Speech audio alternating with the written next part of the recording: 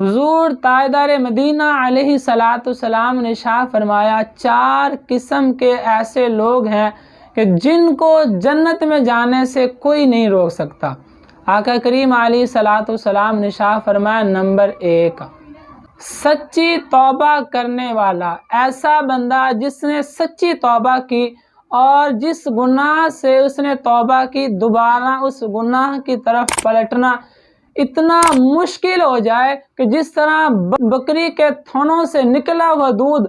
اس دودھ کو واپس تھنوں میں لٹانا مشکل ہے، اسی طرح بندہ رب ذوالجلال کی بارگاہ میں اتنی پکی سچی توبہ کرے کہ دوبارہ وہ کبھی بھی اس گناہ کی طرف نہ جائے۔ تو حضور نے ارشاد فرمایا کہ ایسا بندہ جو پکی سچی توبہ کرنے والا ہے، اس کو جنت میں جانے سے کوئی چیز نہیں روک سکتی۔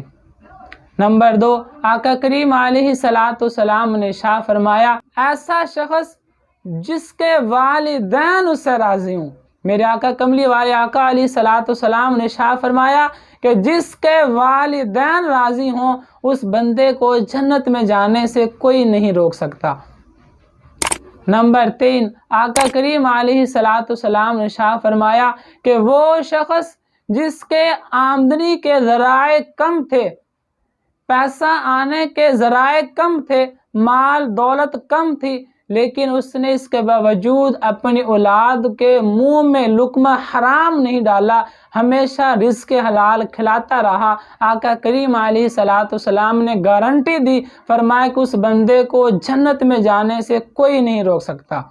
چوتھا، نبی پاک علیہ الصلوۃ والسلام نے ارشاد فرمایا کہ ایسی عورت جو اس حال میں فوت ہوئی کہ اس کا خامد اس پر راضی تھا، اس حال میں مری کہ اس کا خامد اس سے خوش تھا، آقا کریم علیہ الصلوۃ والسلام نے اس عورت کو بھی گارنٹی دی، فرمایا کہ وہ بھی پکی جنتی ہے، اس کو جنت میں جانے سے کوئی نہیں روک سکتا۔